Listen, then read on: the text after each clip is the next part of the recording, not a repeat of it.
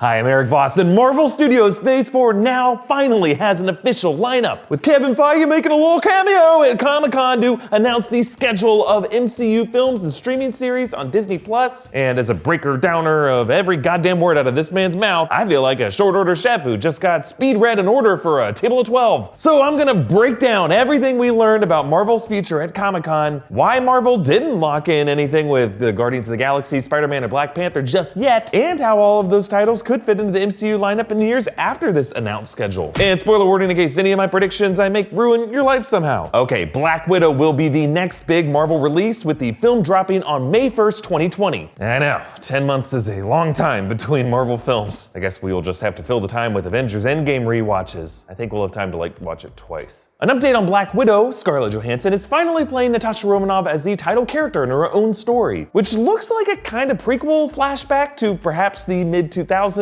pre-Avengers era, since, post-Avengers, she dead. At least part of the story will be set in Budapest, the mysterious mission that she and Hawkeye have alluded to a couple times in Avengers movies. Joining her will be Florence Pugh as Yelena Belova, a sister figure to Natasha, who in the comics is a rival KGB assassin to try to take the title of Black Widow from her. Rachel Weisz is playing a character named Melina, perhaps a nod to Melina Vostokov, aka Iron Maiden, who in the comics is another Russian agent from the Red Room who lived in Black Widow's shadow, resented her over the years before she became a freelance mercenary. Now, another villain has been announced in this film as Taskmaster, which we had rumored, aka Tony Masters. He's known for his ability to mirror and reciprocate every move and attack from his combatants. Stranger Things, David Harbour is playing Alexei, probably a nod to Alexei Shostakov, aka Red Guardian, a Russian super soldier counterpart to Captain America. Harbour appeared on the Hall H stage in a Captain America shirt and teased that he had complicated feelings for Cap that we'll learn more about. And Handmaid's Tale Oti Fagbenli is playing Mason, an ally from Natasha's pre-Shield past who might have romantic feelings for her. They showed some of director Kate Shortland's footage at Comic-Con. I'll actually break down what Hall H attendees saw in another episode. But let's move on to the next movie on the MCU lineup, The Eternals, releasing November 6th, 2020. I'll also get more into the Eternals in a future episode, but essentially they are advanced beings who were created by the Celestials in the process to birth sentient life on Earth, with the Eternals defending Earth in a war with their counterparts, the Deviants. Angelina Jolie will star as Thena,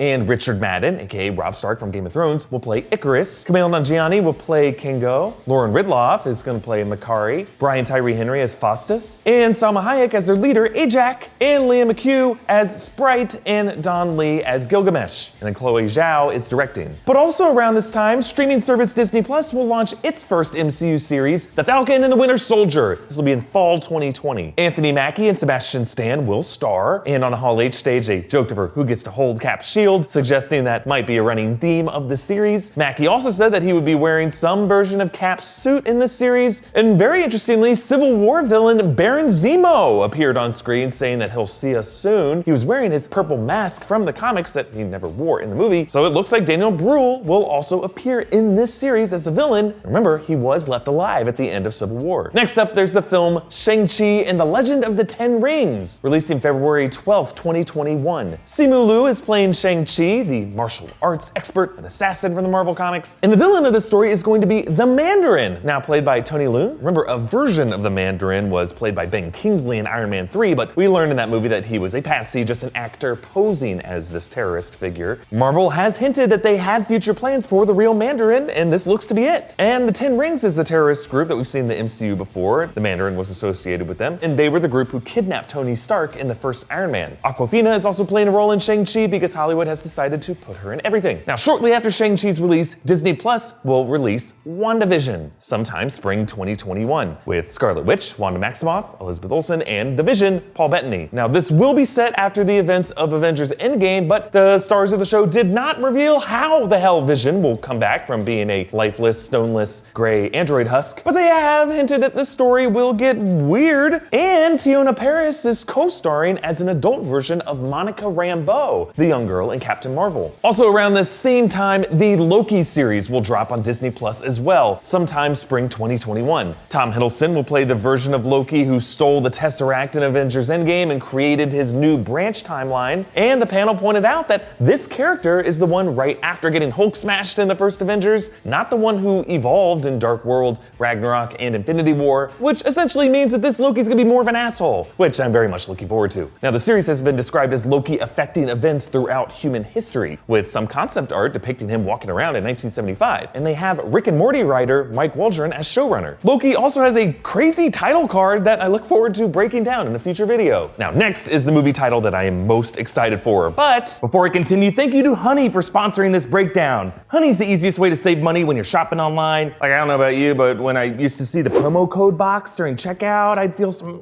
major FOMO. Should I write something here? Maybe I can just type, please make it cheaper. Oh God, they're onto me. Run, run, run, run, run. Yeah, I always felt like I was paying more than I should be paying. If there is a discount option here, I wanna know what it is. Thankfully, now I have Honey. It's a free browser extension that scans the internet for coupon codes, and then, like magic, it automatically applies the best one to your cart at checkout. Honey will find you every coupon code, sale, or discount on over 20,000 sites like Amazon, eBay, AliExpress, Best Buy, J.Crew, and more. And a lot of people are saving money with Honey. Honey tested over 1 billion promo codes last year and applied over 185 million working codes to people's orders, and subscribers have already saved over $47,000 using Honey. In other words, cha and also ching. I used Honey when I bought a couple pizzas from Papa John's online. I saved like $8.68, folks. It made all 16 of those slices taste even better. And installation is super easy. Just go to joinhoney.com/newrockstars, and then 2 clicks later, there you go, installed. And Honey's for everyone because it works for practically anything you buy online. And again, downloading it is easy. It only takes 2 clicks to install. Look, there's really no reason not to download Honey. It's free to use and easy to install on your computer in just 2 clicks. Never overthink about the promo code box again. Get Honey for free at joinhoney.com/newrockstars. That's joinhoney.com/newrockstars. And thank you again to Honey for sponsoring this breakdown. Okay, back to the next title on the Marvel Phase 4 lineup, Doctor Strange in the Multiverse of Madness, releasing May 7th, 2021. Director Scott Derrickson, whose background is as a horror filmmaker, has said that this sequel will be a gothic horror film and will be the MCU's first scary movie. And Kevin Feige has confirmed that despite Quentin Beck's lies about the multiverse in Spider-Man Far From Home, the multiverse is still very much an existing thing in the MCU. Derrickson has said that he wants the villain to be Nightmare, a demonic entity that feeds on people's negative emotions while they sleep. And joining this cast will be Scarlet Witch, with her character arc in WandaVision directly affecting her role in the Multiverse of Madness, which is a title I cannot say enough. Following this, Disney Plus will release the series What If in summer 2021. What If will be an animated anthology series based on the hypothetical spin-off comic series, with pretty much all the past MCU stars on the table to return and voice their characters. The first episode is rumored to be What If Peggy Carter